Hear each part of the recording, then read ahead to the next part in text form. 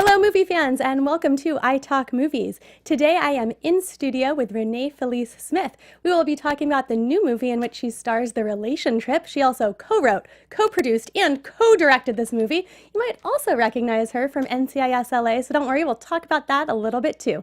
Don't go away. Welcome to Popcorn Talk, featuring movie discussion, news, and interviews. Popcorn Talk, we talk movies. And now, here's Popcorn Talk's iTalk Movie. I love it. The clapping makes me feel so good. Yeah. Like, I know. Our huge studio audience. I love it. Thank you, everybody. I love it. Thanks so much for joining us. Today I'm in studio with Renee Felice Smith. Renee, where can everyone find you on social media before we get started?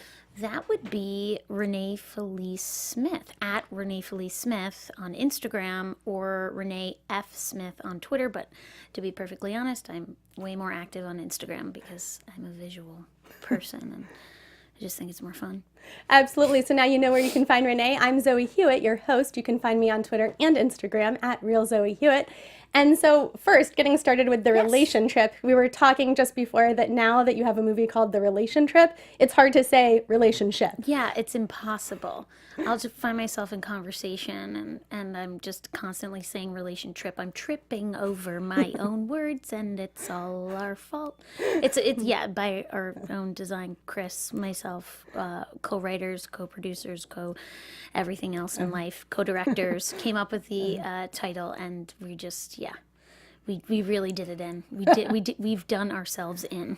I feel like, though, this is the type of word that could take off. Like, this is something people get. I'm telling you, Zoe, you're onto it. I know. And so are we. This is a new hashtag.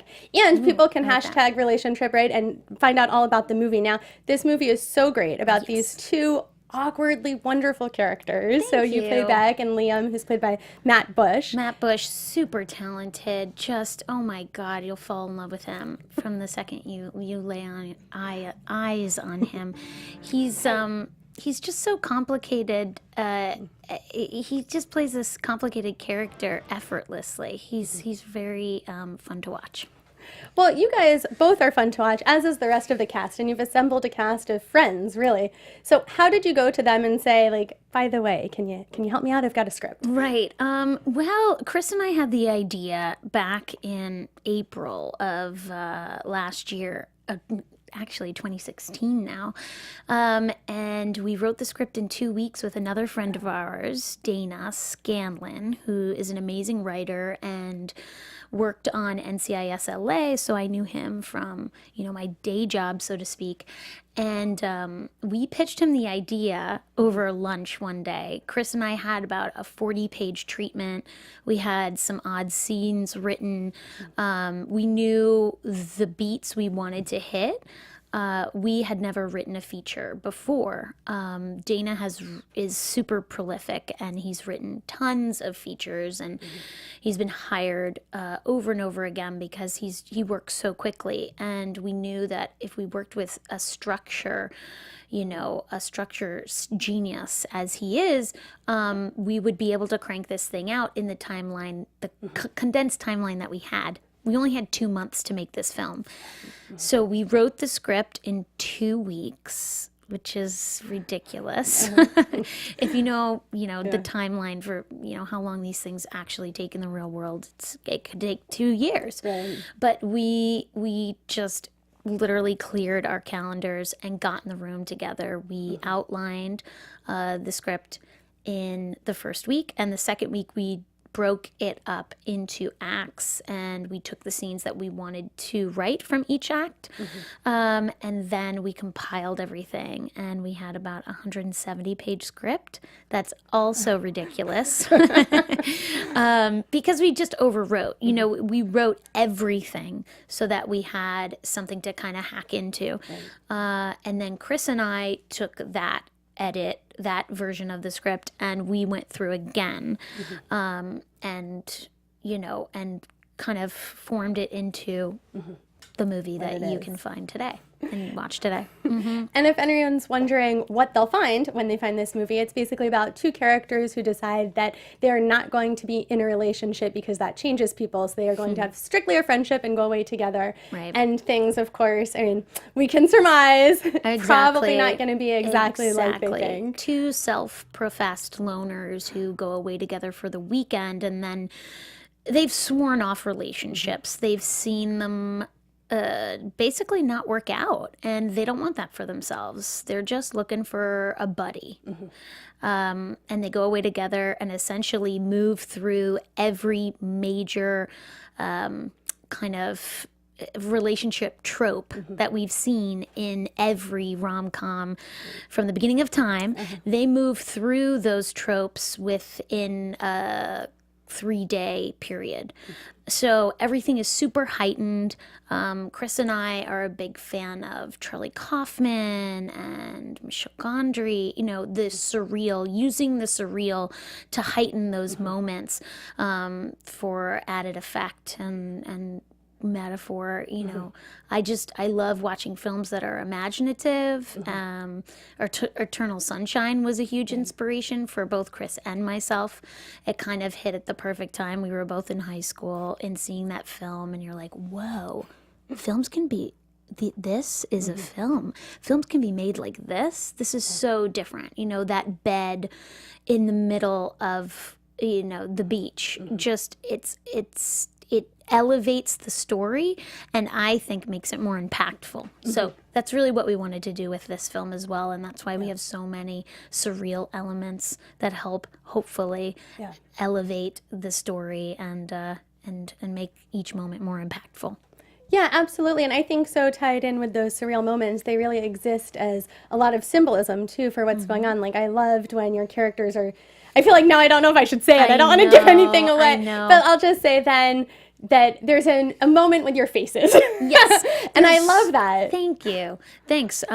That's one of my favorite scenes in the film. Not to give too much away, but there are lots of practical effects that we used in the film.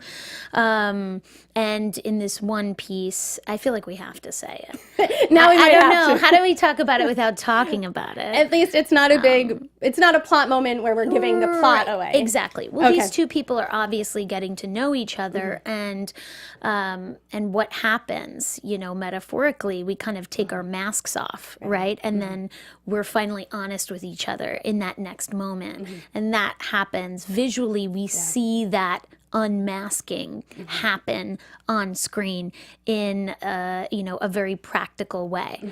Chris and I are also huge fans of Jim Henson, and I'm sure you're going to talk about this, and I'm probably totally jumping through the bullet points, but you know, my character in the film, Beck, is basically a conflicted character as well. You know, she's really hard on herself, as a lot of us are. She has body image issues, body dysmorphia, and her insecurity is voiced through a puppet in the film. And we felt that that was a way to talk about some serious subject matter that's kind of difficult to talk about, honestly, but do it in a way that's digestible, that we can laugh about it. We're all human. Let's laugh about this thing together, you know? Let's experience some levity. Right. And I mean, it's interesting then if you think about it in terms of like child psychology using puppets to communicate through, because everything seems very grounded in reality despite the surreal moments. And then we get the puppet and it's like, okay, I still accept this in reality, but this definitely gives it another angle. So good to hear. Right. Yeah, that's what we tried to do. We tried to really ground our central characters, and hope that the audience would then accept these surreal moments and accept them as truths, you know, throughout the film. That she really does have this curse words? Go for it. Okay. You know, this asshole voice in her head that's constantly telling her she's not good enough, she's too fat, she's too ugly, she doesn't deserve to be loved. You know, and he is the physicalization of that voice. Chippy is the character in the film. He represents that side of her that is really battling her in every area of her life. So hopefully, that was effective in illustrating that sort of, relationship with oneself. Yeah, and I think because that is so relatable. I mean, who doesn't have that little voice inside at some point? I mean, maybe some people have it more than others, but at some point there's that voice that's not being the nicest. Oh, for sure. For sure. Sometimes, we are our greatest enemies, and I had a friend once say that the worst things that have happened to her in her life have only happened in her head. And it's so true. It is. We really do manifest our own obstacles in a lot of ways. So I think it was for Chris and I both an exercise in talking about those obstacles that we've personally felt in our lives, and talking about them in a way where people can relate and we can kind of find common ground, Right. And your character and Liam seem to almost recognize each other from the beginning. I mean, he was at this, this great event where he's like left by himself on stage and giving this great peanut butter and jelly monologue. Rap monologue. Yes. And like your character really connected with that. Yeah. And I like that it's like you two both didn't see each other as a joke. And I think that's what grounded the movie, that the characters were understandable and they were understandable in this world, if that makes sense. Oh, that's good to hear. And so for you, like working on these different scenes, was there a particular scene that felt like it talked to you more than the interesting. Well, another surreal moment, kind of discussing, the body dysmorphia and also kind of this issue that's come up now because of social media and how we're constantly comparing ourselves to others. There is a scene in the film. Beck does a kind of a burlesque dance as a peanut butter and jelly sandwich. And that is juxtaposed with an actual burlesque dancer, which represents Liam's ex-girlfriend in the film. So Beck is constantly comparing herself to this image. She doesn't know what his ex-girlfriend looks like. She's concocted this all by herself. Again, we are our own worst enemies. And she's comparing herself to that image where she's kind of carved this beautiful blonde, leggy, burlesque dancer into her nightmare and placed herself in a giant peanut butter and jelly costume. This like huge, and I do connect with that. I feel that a lot in my own life. And it's that pressure from the outside world that has said, oh, well, attractive women look like this and attractive women talk like this. And if you want to be attractive, then, well, you better do those things. And so I think, from a young age, that happens to young girls. We feel that pressure. We see it. And it just becomes part of the language surrounding femininity and surrounding what it means to be sexy and, desirable. And why is that? Those are the images we've been presented with. Where are the alternative images? Where are the people who look like me? Or, what I mean? So I think that's one of my favorite scenes in the film because I was also a dancer growing up. So I spent a lot of time in front of the mirror as a result. And that is just an unfortunate part of that world where we're just, visually comparing ourselves with others, and it can do a number on your confidence. Right. And especially when there is no evidence that the peanut butter and jelly sandwich isn't what he found attractive and wanted. Exactly. That was, again, like all in Beck's mind about what she wanted. Exactly. All in her own mind. And I like I said before, we are kind of really we're really good at creating obstacles for ourselves. So this film is about, identifying those obstacles and trying to navigate around them. Yes. And I loved the peanut butter and jelly because I felt a little bit like peanut butter and jelly is having this resurgence. I don't know if you saw patty cakes that came out, but they also peanut butter and jelly. And so I thought this is like the time for peanut butter and jelly. That's really funny. I haven't seen that film yet, but someone told me about that, and I need to go. I need to check this out. I mean, I obviously, in my own life, my mom makes the best peanut butter and jelly. Karen Smith from New York. If you're ever in town, look her up. No, she makes just the best peanut butter and jelly. She knows exactly how to spread it out. There really is this ratio that you're trying to hit. But I have to hear it then so we can compare. Okay. What makes the best peanut butter and jelly sandwich? What is that ratio? I'll tell you if I. Okay, let's. We'll know if we can be friends or not.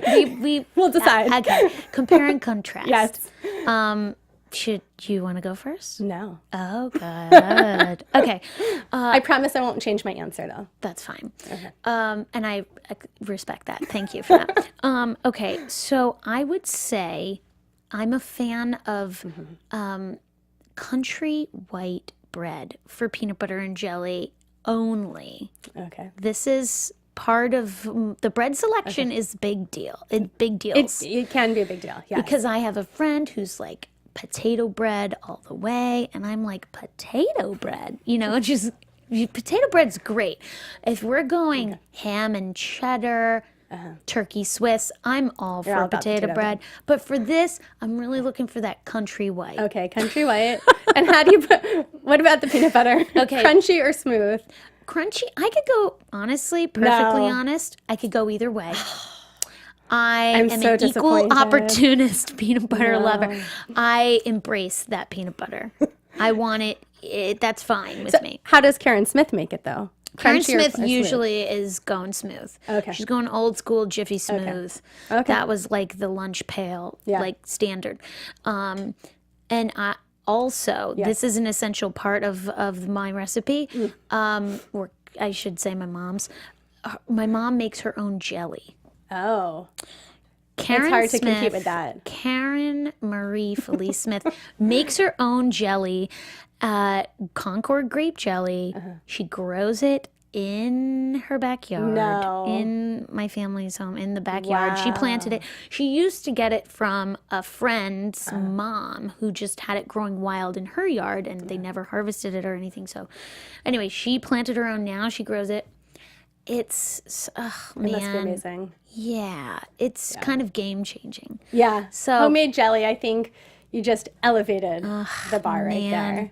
I was going to go with strawberry for the record. I like that. But no chunks. Okay. No nice jam. And smooth. I like smooth. Okay. Yes. Cool. But the white bread, I can take it. But the big thing for me is that the bread isn't too thick because sometimes you have too much bread ratio. And I never thought there could be too much bread of anything except You're for right. peanut butter and jelly. You're right, if it's because too thick. then it's a texture problem, and there's like a dryness.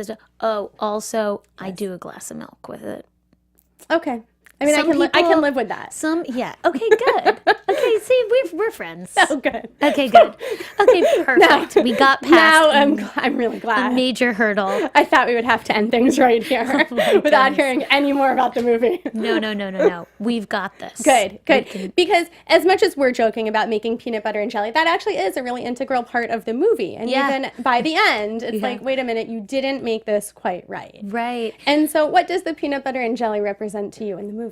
Well, yeah, I think it's just a metaphor for, slowing down, taking your time. I believe the quote in the film is, you're going to need to spread that shit out. And that is essentially what these two characters need to do. Liam takes the jelly and he globs it in the center of this, and he rushes it. He makes the sandwich too fast, and he's just trying to catch up. So I think that is a theme that we're seeing. People in and around this like late 20s millennial group of folks tend to either want to catch up with their friends who are now engaged or just had a baby, and they're like, hey, you, okay, let's do this. I know nothing about you. It's gonna be totally fine. We're not gonna crash and burn. Like, let's do this. And then they find themselves 3 days in, Right. or 3 weeks in, and the bottom falls out, right? So I think it's the sandwich, the peanut butter and jelly, as much as it's just a tasty treat. It's also this like really kind of nice special metaphor for like taking your time, spread it out, make the sandwich you want to make intentionally. Nice. Maybe not so accidentally. I like that. That's very nice. I don't know. That just came happened. to you. That just happened. It was good. Clearly, you're at one with the movie. Yay! Now I know what it all means. And so you pretty much knew everyone except for a few people. Is that right? Yes. When you did the casting. Yes. So how did you go about casting the unknowns? Let's say. Okay, cool. That's fun. Okay, so Matt Bush actually. He's become a friend now, but he was an actor that we've always kind of like been on the lookout for. Chris and I grew up on Long Island. He was in a film years back directed by Greg Mottola called Adventureland. That movie is fabulous if you haven't seen it. I hope that you have seen it. Kristen Wiig, Jesse Eisenberg, like the list goes on, but he is part of that ensemble film, and he's really funny, and he's very himself, and we really appreciate what Matt Bush brings. So Chris, actually, my writing partner and director and partner in life, he was like, oh my God, what about Matt of Bush from Adventureland? What's he up to? What's he doing? And we knew that he was on the Goldbergs. He's on an ABC show, the Goldbergs, and we're like, well, maybe he has like a couple months off. I have a couple months off. It's my hiatus. So another friend of ours, Tamara Notcutt, is a casting director, and she's amazing. And she reached out on our behalf, and we sent him the script. He read it, and the next day he was like, "Yeah, I want to meet with you guys. I want to hear what you guys have to say." So it was definitely our first kind of. We felt like it was our first audition, as a writer-director duo. We've made shorts in the past, but we've made them all within our circle of friends. So Matt truly was the first person that we were kind of going, okay, do you want to be part of the circle of friends? And he was so cool. We felt like we had known him for years. We felt like we went to high school with him. He's from New Jersey. We're from Long Island. There's a lot of shared, kind of experiences in that alone. And then we just have a similar sensibility, We were like insisting on paying for each other, we were at a coffee shop and we're like, no, I got this. No, we don't, and that went back and forth. Yeah. When you have that like kind of, I don't know, just he's got this generosity about him as a performer, as a real life human. He's just the best. As a real life human. I like that. Yeah. And so you said that one of the things that drew you to him was because of Adventureland. So how hard is it coming also from a show that, you've been on since 2010, so that's an amazing run, to look at someone and say, they might not be the person I see on screen. Interesting. Yeah, no, of course. You're always taking that risk, but we knew if we met with him, we could kind of figure that out, and he just exceeded all our hopes, really. So it worked out in that way. It totally worked out. I know they say like, oh, don't meet your heroes. It's like, but luckily he's a friend and he's been great. And like we're in a Bachelor league together, Bachelor, Bachelorette. Oh, so last night's big 2 hour After the Rose, were you? Oh God. What a mess this like year. That's a whole other Batch show. Nation, what happened? I know. Ari. I know. And after such a boring season, and then we get to that. Ari, you serious? Boom. Yeah, nailed it. Yes. That was a bummer. Big question then, who won the Bachelor Fantasy League? Oh, I was in first. Last week I was in first, but all of my final roses were out. Oh. I had no one. And you get a real nice bump if you have someone left in the game. And one of our friends in the league, Steve, had Becca as the final rose. Whoa. So I think he got like a 200-point boost, and he just flew to the top. But kind of fun and great for Steve. Last season, he came in dead last. Oh. So It all balances out. it all balances out, and now he's got the trophy. Okay, so this is a fun fact. Yes. Matt's girlfriend, Carrie, she's awesome. She's also one of the hosts on the IMDb show. She was the winner last season. Together, they had a trophy made. It's like a gold-plated rose. It's like the frozen rose in Beauty and the Beast, attached to an existing trophy of like a girl roller skating.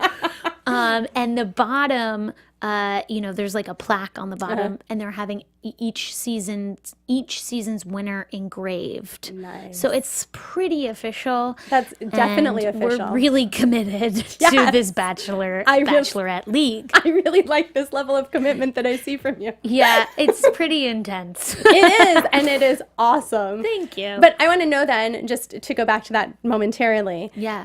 Did Becca count as the final winner? Because shouldn't it have been Lauren then? I don't know if Steve should have gotten that 200-point bump. But guess what? The Bachelorette, the Fantasy League, that's how they counted the points. Oh. There was a tricky question. Yes. There was a trick, I think, question on the website or on one of the reminder emails that said, we're going really down into this rabbit hole here. It's just happening. Let's turn into the Bachelor after show. No, you this guys, is I okay. promise we'll get back to the relationship. Okay, let's just swap up iTalk with Bachelor. Okay. All right. So there was an email that was sent out that said, Becca, who does he choose? Becca, Lauren, neither. Oh. In the middle, I'm like, okay, this is a dead giveaway. This hasn't happened ever before. But on the actual questions, the league questions, that was not an option. Oh, interesting. I don't know. Interesting. It is all very interesting.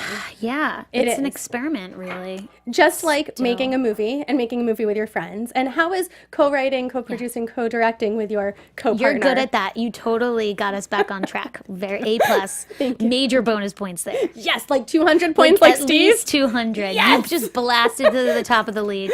Only if I get a trophy that includes a gold rose and a roller skating girl. Guess what? I can make it happen. Yes! I see your peanut butter and jelly sandwich then. So how was it co-everythinging with your co? Yeah, awesome. Chris and I have known each other from the time we're 11 years old. Oh, wow. Don't worry. We haven't been dating since then. It's not completely disgusting. I wouldn't be worried. You could be friends since you're 11. Oh, no, we're friends. But we weren't like, playground sweethearts or anything like that. But we grew up together, and I think as a result, we share a lot of the same sensibilities. Chris is a composer, and I'm an actor, and we wanted to find new ways to work together. And we just had to make our own projects in order to make that happen. I think it's really, for me anyway, I enjoy working with another person. I enjoy the collaboration. Just simple as it sounds, two heads better than one. You can have a conversation about what you're doing. And the other person offers perspective, and I've only had the best of experiences in, a co-writing, co-directing partnership.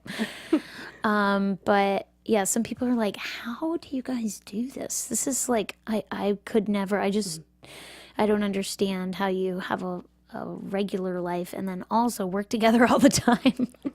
But just it depends together all the time. But it's the relationship and like seeing things the same way. Totally. Then, and I think that is a huge part of it. If I wanted to write deep, dark, period dramas, and Chris was doing, big, broad comedies, that would probably be hard, and we probably wouldn't be able to work together because of that. But because we want to make kind of these weirdo dark comedies that speak to, you know, maybe a different indie audience, then it works. Right. No, absolutely. Yeah. And because you've gathered so many people around you who have your sensibilities clearly, who know what you guys want, I do have to ask, though, about Linda Hunt's. I feel like she is probably the most recognizable out of everyone. And so how is it going to someone like her, who you work with on a regular basis, and saying, by the way, like, can you help me out? Totally. I mean, it is kind of that, you know. Linda Hunt, Oscar winner, you know, she's been around. She has an amazing body of work, and she is a very intuitive, well-trained actor. So it is kind of nerve-wracking, you know, when you send the script over and you're kind of waiting. You're like, oh, has she read it yet? Oh, haven't heard from her. Oh, I just saw her at work. Is she going to say anything? You know, it is a little bit of that at first, but she was wonderful, and she really got it. You know, she understood the surreal. She understood what we were trying to achieve, and she's a storyteller herself. She can tell a story like no one else. So I think she appreciates kind of, you know, an out of the box story, and she responded to it. She responded well. So the only caveat she had was this. She read the script and she said, I don't see Dr. Lipschweiss in the desert. And we said, okay, where do you see Dr. Lipschweiss? She said, I see Dr. Lipschweiss in your house, like our house, the house that we live in. So basically she was telling us in, you know, so many words that she will not be traveling to Joshua Tree. And so she doesn't think Dr. Lipschweiss should be traveling to Joshua Tree. But she thinks that she would travel, you know, a half a mile from her house to my house, and that Dr. Lipschweiss should probably show up there. So that was the one we were like, okay, how do we work this out? And actually, our production designer, Steve, who blasted to the top of the Bachelor League. Same Steve. Same old I don't know Steve. how I feel about this Steve. Good old Steve. Let me tell you, he can pick from very far out. You know, he has the foresight. He's looking into the future almost when he picks these final rows. Sorry, I totally went full out Bachelor again. Stop me. Okay, but he also had the foresight to imagine the tent acting as Dr. Lipschweiss's office. We, you know, in the house, originally we were thinking, okay, well, what if the bedroom, you know, just becomes the office magically? They open the room and then they go into their therapist, you know, into their therapist's office that way. And Steve was like, oh, what if we just recreate the tent? That can be anywhere. Right. And we also play with perspective and size. And once we're in the tent, we're in this new space. And it's really fun and kind of magical in that way. Yeah, and it definitely fits with the rest of the movie and these other surreal moments. The tent just feels like it belongs there. Like, why wouldn't you go into a tent to talk to her suddenly? It just, it all belongs together. I'm glad that I'm glad that worked out. I think so. A plus. I'm glad you approve. I really am. But yeah, I agree. I think it's like, well, of course, that's what should happen, and I think it's, you know, a highlight in the film. Yeah. The fact that, okay, now they're in a tent. Right. And that's real because these people are grounded and they're working through this new relationship. So. And you guys actually debuted at South by Southwest, is that right? And this is actually your second film there, which is amazing. Yes. How did you feel getting the call then the second time and finding out, oh my God, we're in? Oh my God. I mean, to get a film into any festival is like a huge sigh of relief. And then to get into South by, you're just kind of blown away. It's kind of surreal in itself. We, whoops, no pun intended. That'll be in the next movie. Exactly. So we produced a short with a friend of ours, Sam Bennett, who is an amazingly talented filmmaker. And Sam and I developed that script over, the course of a year or so, and it got into South by, part of the shorts block, and we had a great time. And Chris helped produce that short, and so we were all there together, and we were seeing, features. We were seeing as much as we could because we had that film badge, and that film badge is like serious bucks, so we were really trying to make the most of it. Advantage. And we were seeing everything, and we saw this little film, actually. I think it was called Night Owls, and it's another two-hander, 2 people, 1 location, and it was a feature. And we were like, oh, I think we could make something like this. And this is how we could bridge into, kind of like the next silo of films, so to speak, and we... and that was kind of the first little like, hey, maybe you guys are gonna make a feature. That was the first little like light that kind of went off, and then Chris and I started talking about it shortly after the that festival. I had done a short with another filmmaker, Nisha Ganantra, that was for PBS, and it was it was her project, and we were just sharing ideas, and I was telling her that I've made a couple shorts, and this one that we made went to South by, and she was really generous with her advice, and she said, Renee, why don't you guys just make a feature? I feel like that's the next step. You're going to make another short. What's that really going to do at this point? You've already been there. You've already done that. You went to a major festival with a short. So what's next? How do you again, kind of jump into the next, how do you, level up? Level up.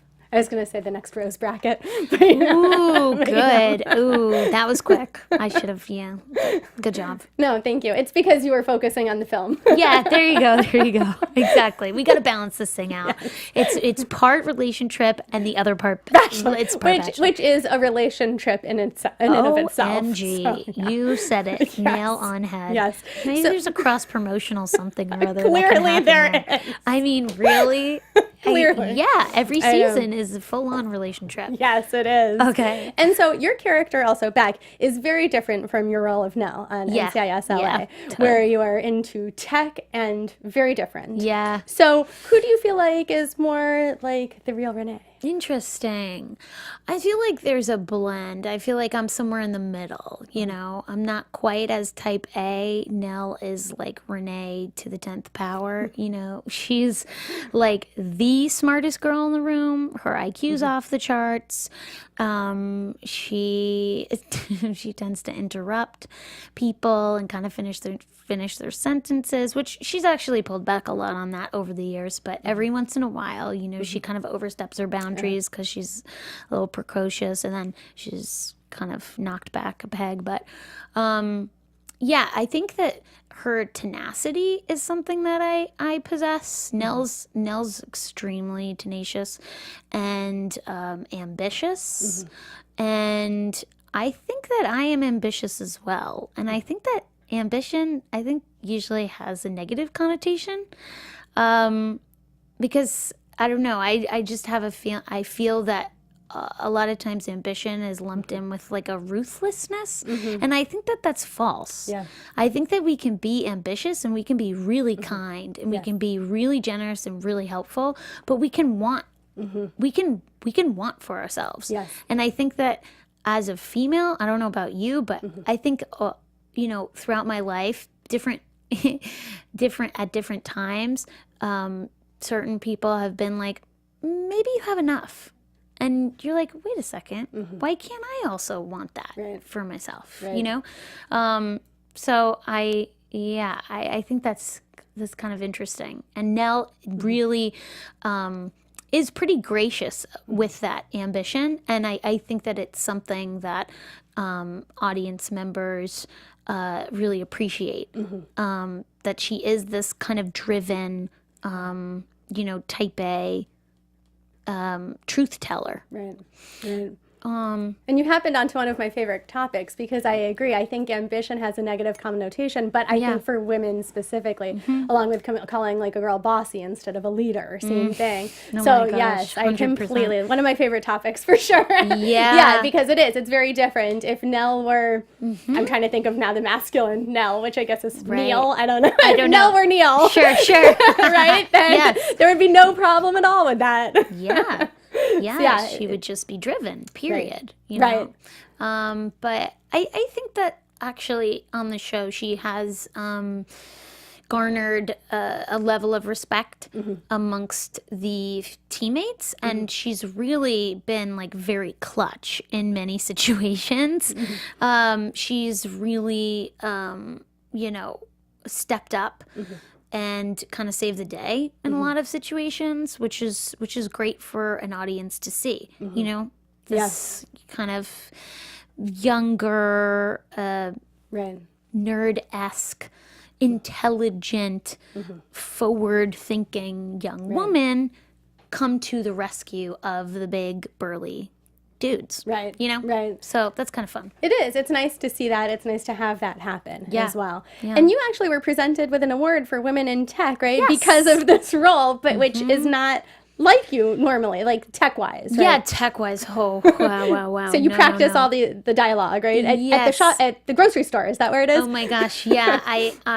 Yeah. So in the beginning, it's another language altogether. Learning how to interface. Yeah, I know that now. Interface with different programs and to talk about the technical aspects of the military, weaponry. I mean, these are all things that are not in my world. So what do I have to do? I have to research them, and I have to know what I'm talking about so that it can make sense and so I can actually memorize it. So I do. I spend a fair amount of time on Google looking things up and making things real for myself. Sometimes I draw little pictures in the margins and things like that. Like I said, I'm a visual person, so that helps me to visualize what it is I'm talking about so that hopefully the audience can understand what this concept is, Right. because it's not something we deal with, in civilian life. Right. Like, break it down. Yeah, exactly. Break it down. And yeah, so that's what I've really tried to do with Nell.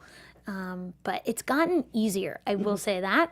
I think memory is a muscle, and you can strengthen it. And I've learned that over the course of 8 years.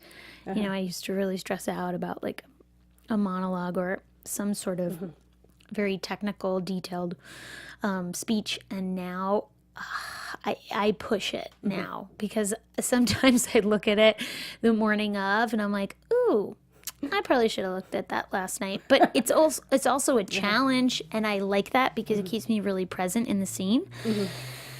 So yeah, now I do a lot of it the day of, in the morning. If I'm getting Risky ready business there. Risky business. Yep, living on the edge. Definitely living on the edge. And before we wrap up, one more question for you about the show. Yeah. Now, I know you've got some big things coming up still. Can you share any of it? What can you share that's not under strict lock and key? Sure.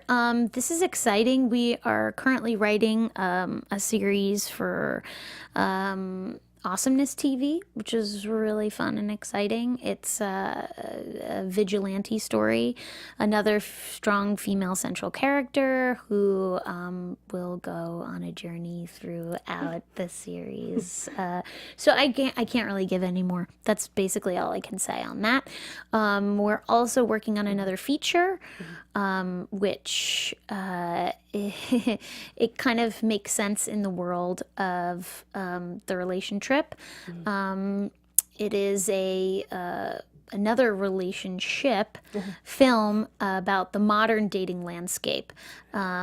It's particularly app culture, dating app culture, but it's also got a sci-fi twist. Okay. So we like to call it like Lobster for Millennials, the Lobster for Millennials, if you can imagine kind of that happening. But that's the next feature that we're working on. So. Well, it sounds very exciting. And if people want to keep up with you, find out about all of your great projects, where can they find you on social media? Yeah, Renee Felice Smith on Instagram. And that's usually where I hang out. the best spot. And maybe That's you'll where show I'm off some of your doodles in your script. Oh, yeah, totally. That's a great idea. Yeah, I've never done that. Okay, done. So make sure you check out Renee's Instagram. I'm Zoe Hewitt. You can find me on Twitter and Instagram at RealZoeHewitt. Until next time, have a great time at the movies. Bye-bye. From producers Maria Menounos, Thanks, Kevin Zoe. Undergaro, Phil Svitek, and the entire Popcorn Talk Network, we would like to thank you for tuning in. For questions or comments, be sure to visit popcorntalk.com. I'm Sir Richard Wentworth, and this has been a presentation of the Popcorn Talk Network. The views expressed herein are those of the hosts only and do not necessarily reflect the views of AfterBuzz TV or its owners or principals.